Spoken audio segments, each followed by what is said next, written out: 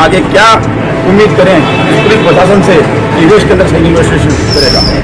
FIR की जाओ तो इन्वेस्टिगेशन एजेंसी करेगी, न्यायपालिका नहीं करेगी। निगरान करने के बाद अगर वो FIR करना है तो उसके अंदर वो क्या फिर इन्वेस्टिगेशन करेंगे?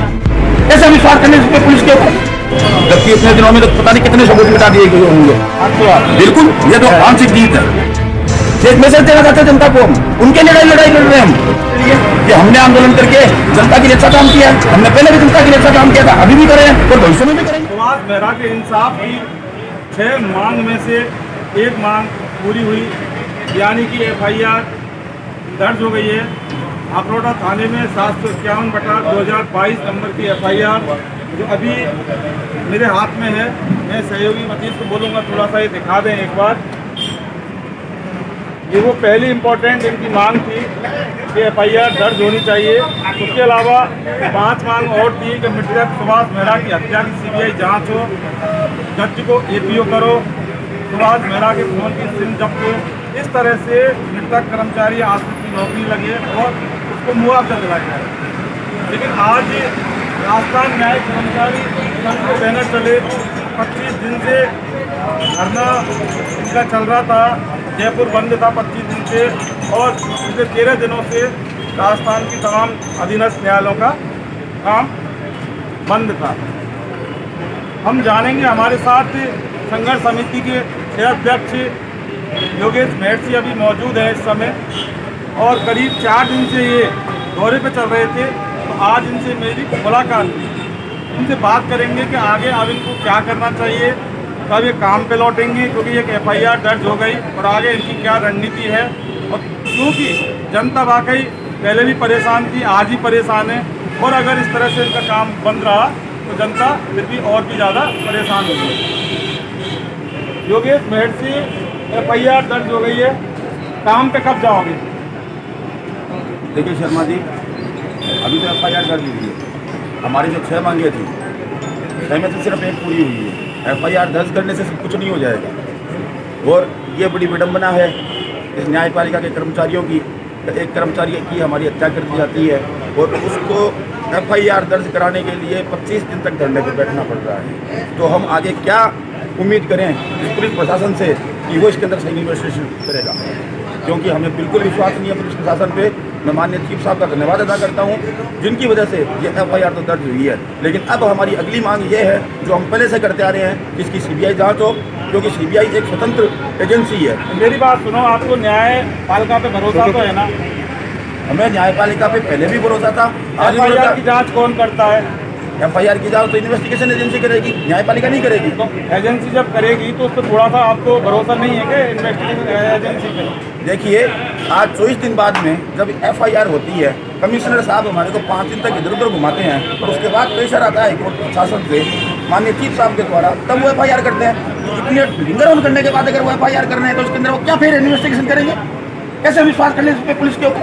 तो अभी तो जाँच शुरू ही नहीं हुई, आपने विश्वास भी खत्म कर दिया। ऑलरेडी जो पुलिस ने 174 के अंदर जांच की है, कोई लिपापोती उसमें कर देंगे वो लोग।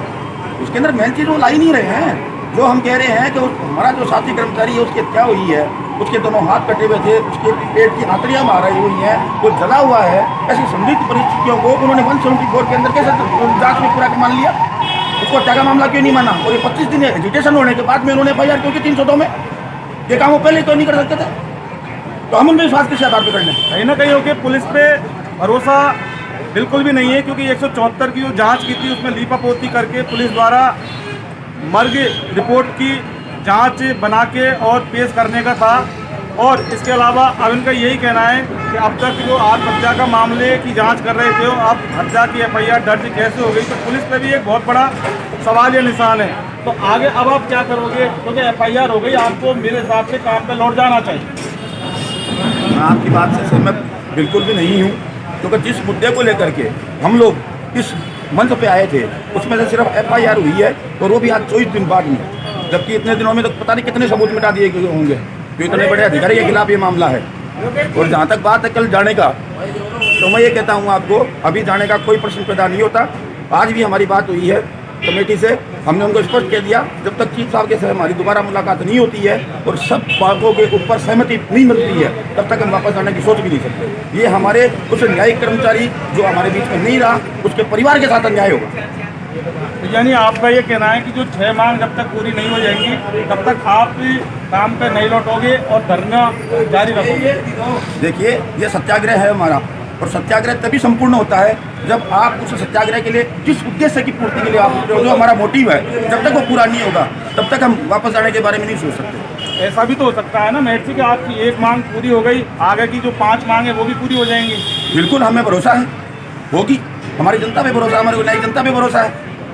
आज तक वो हमारा साथ देते आए हैं हमारे कर्मचारी के लिए, तो भविष्य में भी ये मांग पूरी होंगी हमारी। तो आपकी जीत हुई है मानपुर आप? बिल्कुल, ये तो आंशिक जीत है। षड्यंत्र क्या है? ये आंशिक जीत बता रहे हैं, और जिस प्रकार से इन्होंने साफ कहा है कि इनको पुलिस जांच पर न्यायिक कर्मचारी संघर्ष समिति के सह-अध्यक्ष योगेश महर्षि को और इनके आंदोलनकारियों को जरा भी भरोसा नहीं है। हालांकि अब इनका ये कहना है कि पूरी 6 मांगें मानी जाएंगी तब हम काम पर लौटेंगे। लेकिन एक सवाल जनता के लिए और कर देते हैं, क्योंकि वाकई जनता 25 दिन से परेशान है। पिछले 13 दिन से राजस्थान की जनता परेशान है, 25 दिन से जयपुर की परेशान है। तो अब जनता के बारे में आपका क्या ख्याल है? शर्मा जी, मैं आपको एक निवेदन कर दूं, हमारे भी राजस्थान के अंदर 17,000 कर्मचारी हैं, राजस्थान न्यायिक कर्मचारी संघ के, उनके भी घर वाले हैं, वो भी जनता में शामिल है, हम लोग भी जनता में शामिल हैं। लेकिन आप बार बार जनता के बारे में पूछे तो जनता के अंदर से तो हम आते हैं, हम जनता से अलग कहाँ हैं? हम भी जनता के लिए मांग कर रहे हैं। आज हमारे को न्याय मिल रहा है तो जनता को भी मिलेगा।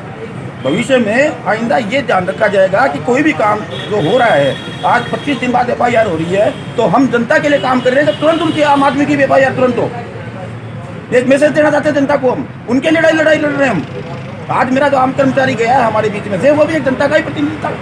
आप ये क्यों भूल जाते हैं बार बार? अभी FIR हुई है, जनता के लिए क्या मैसेज देंगे आप?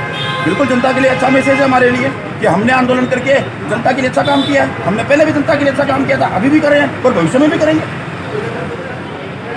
न्यायपालिका पे आपको भरोसा है कहीं ना कहीं कि आपकी सारी मांगें मानी जाएंगी? बिल्कुल, न्यायपालिका के ऊपर पहले भी भरोसा था, आज भी है और भविष्य में भी रहेगा। लेकिन अब इसकी जांच पुलिस करेगी तो पुलिस पे भरोसा नहीं है आप? बिल्कुल, पुलिस पे कोई भरोसा नहीं है। अगर पुलिस इसके अंदर तुरंत कार्रवाई करती, हमारे पहले दिन जाते ही वो FIR कर लेती।